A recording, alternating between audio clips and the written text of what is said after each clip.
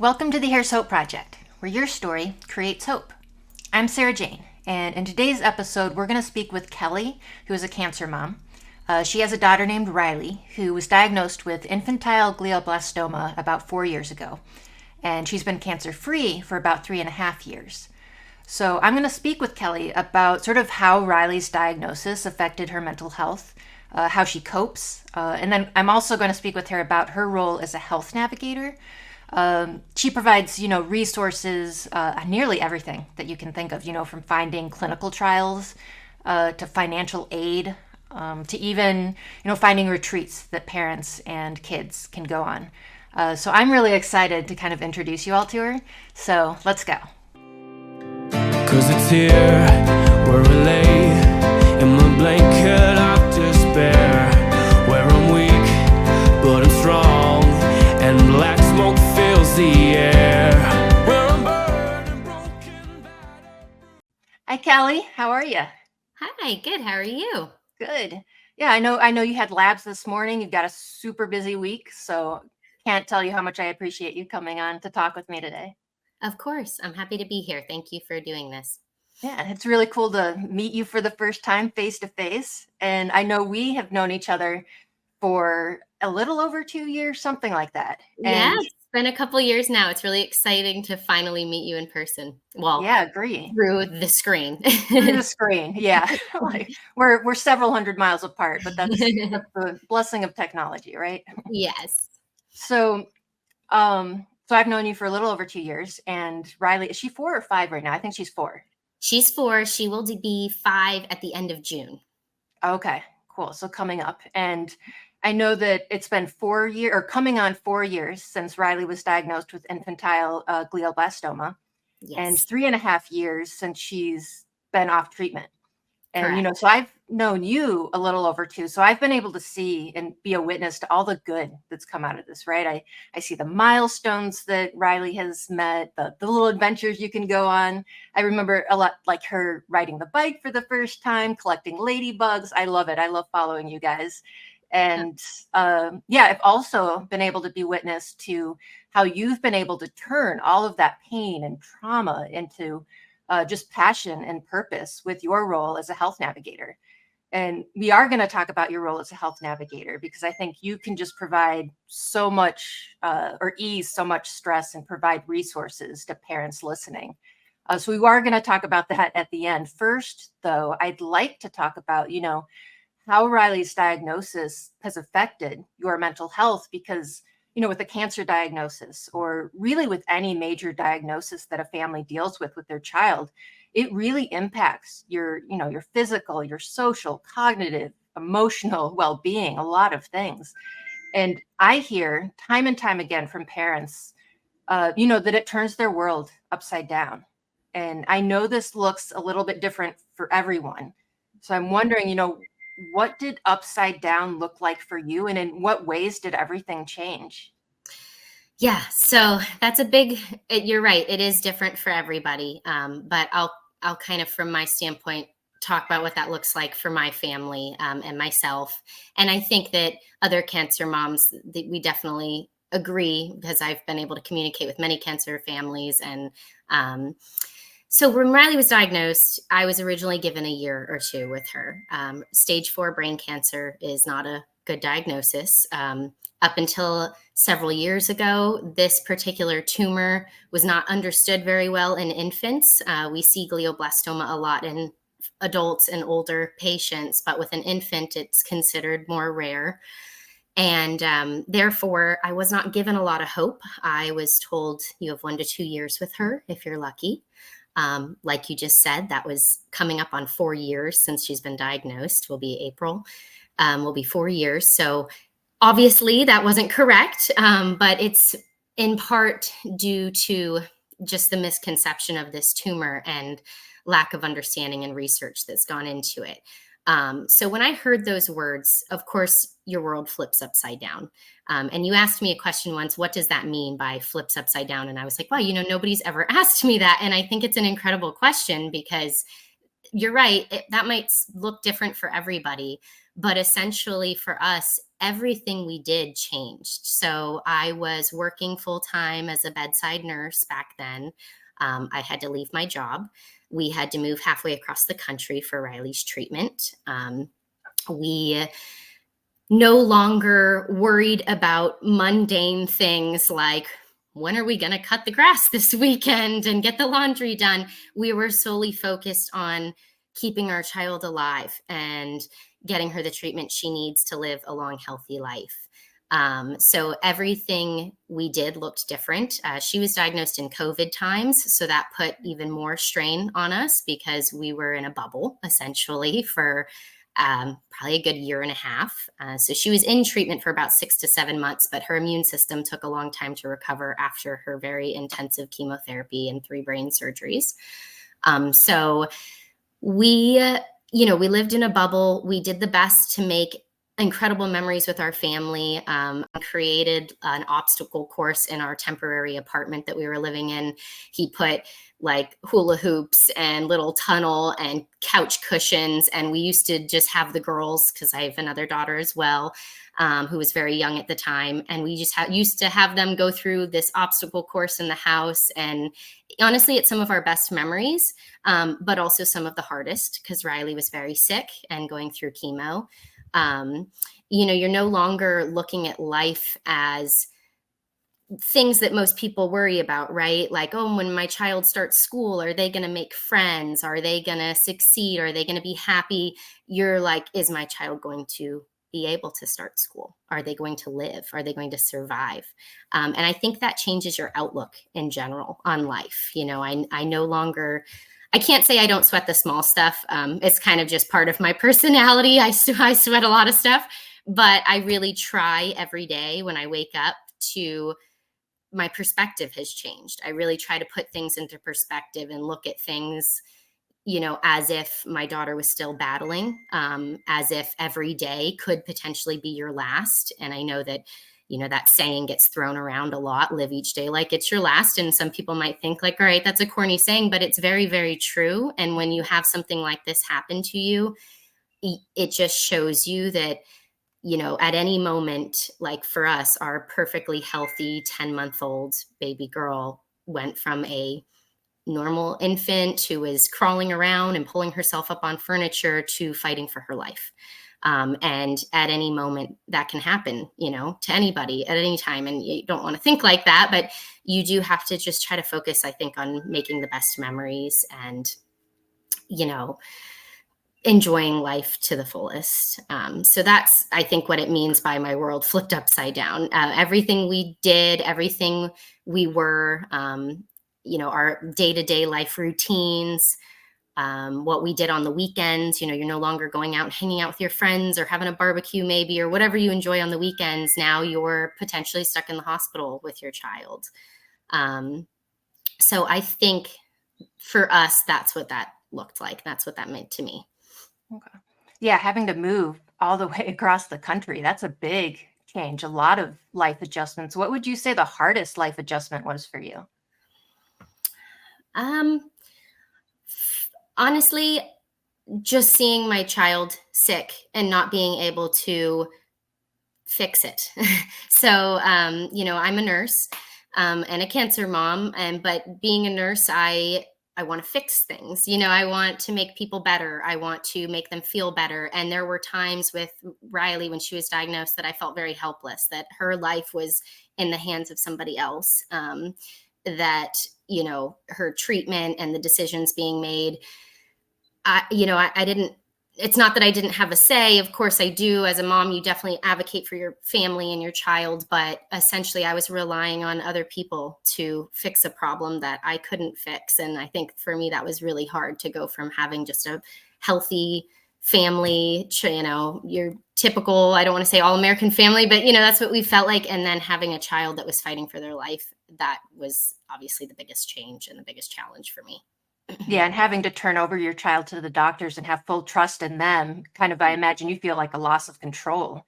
And you're just having to trust essentially strangers. Unless you said that you're a nurse. Was it, well, she wasn't because you're not in a children's hospital, so they were strangers. It wasn't like you knew the doctors. Right. No, I didn't know the team at the time. When she was diagnosed, we were living in Florida and at the time, and I essentially what happened, she had she had been sick for about a week. We thought she had a stomach virus. One evening, less than a week after her symptoms started, she lost consciousness on us. Her eyes rolled back, she keeled over, and she had surgery that night. So that doesn't happen for everybody. Our story, I think, is kind of rare. A lot of times it takes months and months and months for someone to get a diagnosis, but with her, the aggressive nature of her cancer, everything happened so quickly. So it was literally one day we thought, okay, she's just sick and battling a stomach virus. And the next day she's fighting for her life. And 3 days after that, we learned that she had stage 4 brain cancer. So it was all very fast, and everybody was strangers at the time. Now, some of them have become family to me, and I love them. They are my heroes, but you're right. At the time, it was trusting strangers with your child's life. Yeah. Yes. I mean, you had a lot thrown at you right away and it did happen pretty quickly. Like you said, just being diagnosed right away. And she had 3 brain surgeries kind of back to back. Didn't you say that she had a brain surgery just like the next day or something really close to that? Yeah. So after that night that she lost consciousness on us, by the time we got to the emergency room, our local emergency room, they did a scan. They saw a very large mass in her brain. And we were transported a couple hours away to the nearest hospital that had a pediatric neurosurgeon on call. And she had her first of 3 brain surgeries that night. Just a few days later, after they realized it was cancer, they decided they needed to go back in and resect the rest of the tumor and get the rest of it out as much as they possibly could, which they were able to do. But then I want to say it was 2 weeks after that, maybe not even 2 weeks, she had her 3rd surgery because she had a fluid accumulation. So she had some fluid accumulating under her skull, and they had to go and drain the fluid accumulation. So she had 3 back-to-back brain surgeries in a very short time, within a month of each other, which of course is very scary. But she, one of the things I remember is after her 2nd surgery, when we had just learned that it was stage 4 brain cancer and we were not given very high hopes for a cure initially, I looked over and she was standing in her crib, pulling on the drain coming out of her head, smiling, babbling, and I just knew that she's a fighter. So Oh yeah, for we're sure. gonna fight this. And she's still a fighter. She's very feisty. That's what's so admirable. And I love seeing that they just bounce back like that really quickly. It's incredible. It really is incredible. There's no more resilient human in the world than a child. Well, there really isn't. So having all of this pressure on you all at once, I know that I feel like there's 2 ways that parents or people in general respond to something like this. They either isolate and don't want to talk with anyone, or they reach out for support right away. Right. What did you do? So in this journey, I unfortunately, with it being COVID times, there was a lot of hospital personnel that were not there, meaning like we didn't have a social worker initially. People, the extra support people that you normally have. We were told only one parent could be at bedside initially. And I just went into fight mode. You hear like fight or flight response. I started researching, and that's when I learned that glioblastoma, especially in an infant, is rare and misunderstood. And there's not a lot of research studies done, or at least there wasn't published at the time that I could find information on. So I started reaching out for 2nd and 3rd opinions. And that's how we found our oncologist, who said, I think I can cure this. I did a trial a few years ago. I'm seeing good results, and hence why we moved halfway across the country. But during that process, I had a lot of families reaching out to me, even when she was in treatment, but especially when she finished treatment, asking, how did you know what to look for? How did you do the research? How did you get second opinions? How did you find all these resources? And it hit me that, I have a little bit of a research background being a registered nurse, and I just kind of utilized my training in school and I thought, okay, I thought this was just kind of second nature, but of course, most of these families don't have a medical background to fall back on. And so I just thought, I want to help. I want to help these families. And so I was kind of on my own time originally. I was just saying, hey, listen, I'd get a second opinion. This is how I would go about it, or these are the questions I would ask your provider.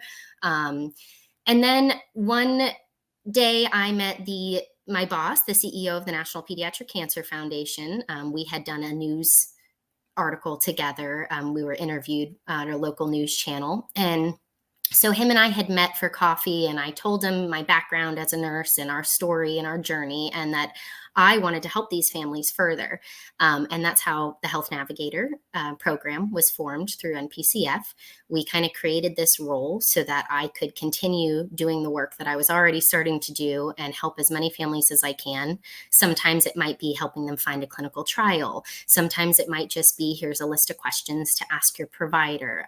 Other times, moms just want to connect with maybe another cancer mom or dad who has a child with a similar diagnosis, because you've learned, I'm sure, being part of our cancer community, that it's a small community. A lot of people know each other, and we rely on each other for support.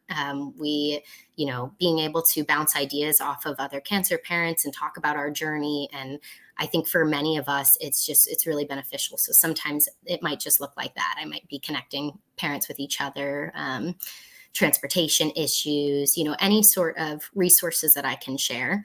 I created this program. And in a way, that is also how I cope and how I'm dealing with my own journey and my own child, is being able to help others along this process has really been healing for me as well. Yeah, that's great. What would you say that the most overwhelming thing was to navigate once you received a diagnosis?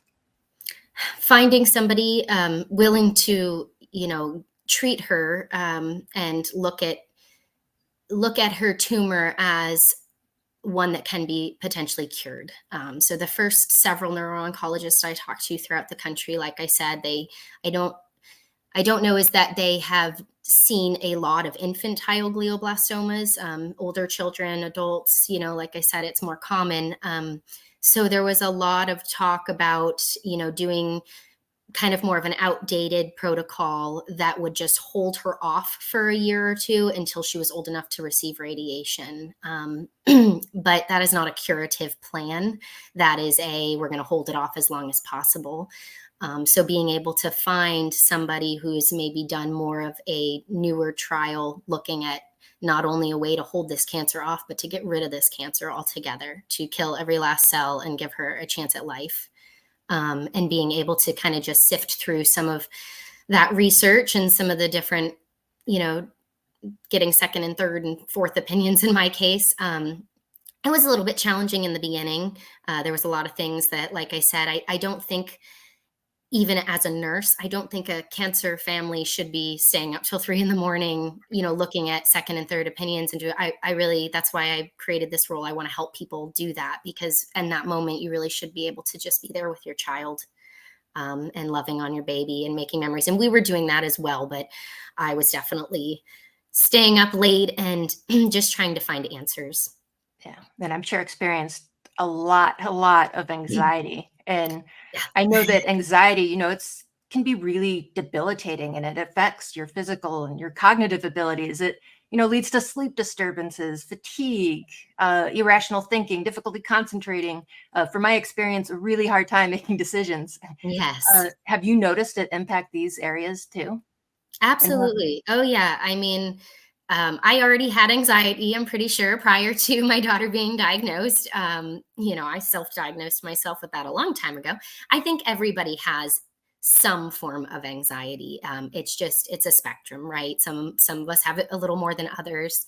But after she was diagnosed, getting a cancer diagnosis is, you almost have a little form of PTSD. So everything from an eye roll or a silly face that she's making or staring off into space because she's deep in thought about something. For most children, you just kind of laugh it off and you're like, what are you doing? But for a child who had an aggressive brain tumor or any type of cancer, that you can no longer look at that as just silly behavior. You have to stop and wonder, wait a minute, is this something I should be looking more into?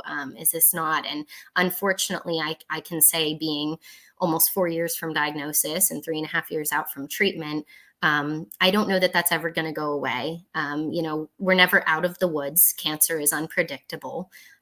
Could it return? Of course. Do we hope it never does? Of course. And we try to stick with hope and live by that. However, you're always going to wonder. And so that definitely increases your anxiety. And you've probably heard the term scanxiety. So when you get close to coming up on scans, whether they are just routine scans to make sure everything looks good, or scans because maybe they thought they had seen something previously, whatever the case, you go into it at a ball of anxiety. Just, for me, I usually am pacing the hospital for 2 hours until they call me back and tell me she's out. And it's difficult. It's a difficult journey that, I don't wish upon anybody. But ultimately, I still feel very blessed and grateful because my daughter is here with me. She's still fighting. And so I will take every ounce of anxiety and anything I have to deal with the rest of her life, as long as, I have her here with me. I feel very grateful for that. Yeah. You're right. The cancer journey never ends. It's still, you've got scanxiety, and it's something, anxiety is probably something, it's just going to be lifelong that you have to deal with. It is. In the beginning, when she had the cancer diagnosis, and I know she went into the brain surgery right away, intense anxiety. How did you kind of cope with that? How did you work through that? So for me, like I said, I think my response might be different than some. It's, fight or flight mode for me. And I put all of my energy and effort into, what are we going to do about this next? How can I have to search for treatment options? I need to, do this. We also really, really focused on making memories. And I notice it's funny, even now, years out, every time we're getting closer to scans, something in me remembers that life is never guaranteed. And I tend to, you'll see, you're talking about following our journey and seeing some of the fun things that we do and experiences. You'll notice I do more and more of those as we get closer to scans, because it's a wake up call. It's life isn't guaranteed. What if something were to come back? What if something were to happen? So I dealt with it by just trying to make the best experiences for our family, whether that's, going hiking on our favorite little mountain hike, or, doing a photo shoot with a unicorn, a horse with a horn that we told our girls we're a unicorn, whatever it is. I really put a lot of my energy and effort into just trying to make the best memories I can with my family. And that's kind of how I cope. Also, my role as health navigator, helping other families, I kind of pour my energy into that. So I wouldn't say that I never think about it.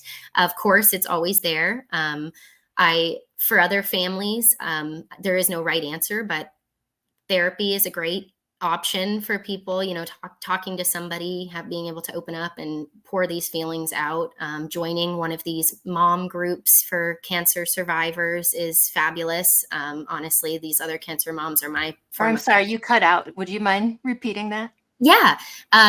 So therapy, of course, joining mom groups, some of these cancer mom groups that, there's a lot of Facebook groups and different organizations that allow parents to connect. I think that is incredible. That's another way people can kind of cope and get through this process. Focusing on your family and making memories. There's a couple of different organizations out there that will provide retreats for cancer families, like a little vacation, and you get to connect with other families while you're there. I think all of these resources are valuable to be able to kind of just deal with that healing process and coping. Yeah, that's great. I know there's a lot of resources out there, and I love that your role as a health navigator is to help find those resources for families. And I love that you were saying, first off, I remember those unicorn pictures. They were beautiful. Yes. Those are so beautiful. I love those.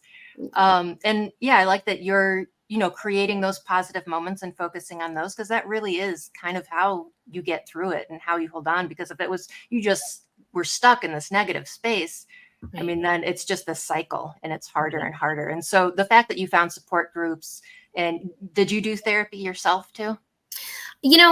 I admittedly never went to see a therapist myself. I have a best friend who we talk on the phone almost on a daily basis, and we go back and forth and just spill our hearts on a regular. And so, yes, I did, but not through a licensed therapist, through my best friend or a couple other cancer moms that I'm close with, that we would stay up late just chatting about our biggest fears, our, worst nightmares, our hopes, our dreams for our children. So in that way, yes, I did. So yeah, let's just jump in, because we're kind of touching on it already. Your role as a health navigator. I know your role, it's to help families find clinical trials, answer questions, share resources with them. Because a lot of parents do, when this happens, they find themselves in research mode after a diagnosis. And that adds a level of stress that I can't even explain. Right. So yeah, that's one of the reasons I wanted to bring you on, is to help parents ease that stress. Can you explain, I guess, any more of what you do and what parents Yeah. can? Yeah. So first of all, and I'm sure we can probably put this in like a comment section. If anyone ever wanted to reach out to me, they can go to National PCF, as in Pediatric Cancer Foundation.org/health-navigator. And they click here to be contacted. It'll link us via email, and I try my best to reach out to families within 48 hours. And it's not just finding clinical trials for families, although that's something I do enjoy, helping them with the research part of it. But sometimes it's finding financial resources. Sometimes it might be finding help with transportation. So there's some families, especially in some of like the lower income areas, who don't even have means to get back and forth to the hospital on a regular basis. So, I've helped with that a little bit as well. Help with sharing, like I said, some of these retreats and these mom groups. And I have a pediatric cancer toolkit, which is like an A to Z guide that has been shipped out to 70 different hospitals throughout the country. And it has a little bit of everything in there that parents can access and read about as a resource. Really anything in between. I'm currently working on helping. There's a little girl that's interested in doing summer camps throughout the country, but they're having a hard time finding appropriate summer camps because of her cancer diagnosis. And so I'm kind of researching summer camps right now. I don't limit it to any one thing, and it's not limited by diagnosis. I'm just here as an extra resource. I don't claim to have all the answers, but I will help you find them. That's kind of my goal, is just to help families find the resources that they need to get through this.